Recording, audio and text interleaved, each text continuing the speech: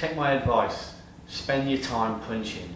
If realism's what you want, punch. I mean, there's art, there's fitness, there's lots of other things involved with training in the martial arts or training in combat, but if it's realism that you want, the majority of your time has to be spent on punching, because that's where it starts. It starts at conversation range.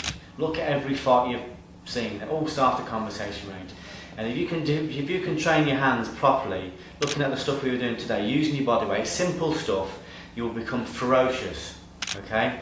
I've had the pleasure of working with some really good people, and their hands were that good, I always felt like they were walking around with a gun in their pocket. That's how effective they were with the hands. Now, anybody can attain that if they put the time in. Anybody can. But what you've got to do is you've got to do what other people don't want to do. Most people don't want to get into heavy sparring, but you need to do that. You need to spend more time on punching than other people do. And work on the concepts that I'm showing you. Work on the lineups, working off a fence. And work on getting power from close up. And I guarantee that 99% of the situations you get into, you'll finish them with one punch and with your hands. And although a lot of people may not agree with it, coming from me, without being pretentious, I've been in hundreds of fights and I know what works and what doesn't. And everybody I work with, everybody who was knockout merchants and who beat people within the first 3 seconds were punchers.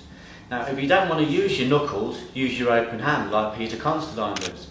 That way you don't draw blood, you don't draw attention from the police. But make sure it's a hand technique.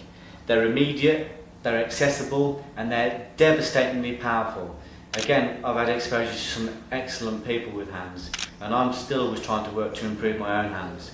Okay, but if you can get your hands good, you will be there. You can save yourself a lot of time and a lot of trouble. You don't have to go to Japan or Thailand, although that's nice to do. All you have to do is get on the bag and get with your mates and get some sparring in, and you will become ferocious. An average boxer knocks people out on the street every day of the week.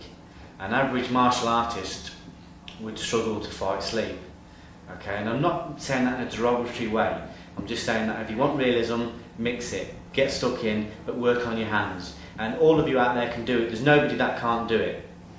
Everybody can do it. Every fight I've been in, bar 1 or 2, has been finished with hands. And if I could just let you feel that experience, you would see what I mean. So please take my advice, do as much as you can with your hands. What I'll do, if people are interested, I will do a second tape and do some advanced play with hands.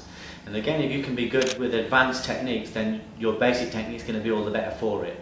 But the bottom line in a real situation, pick one of the punches that works for you, cross, hook, uppercut, and make it work off your fence, and you'll win every situation just with that one technique. That's how it works. I know people that have been through 500 fights with one punch, a right hook.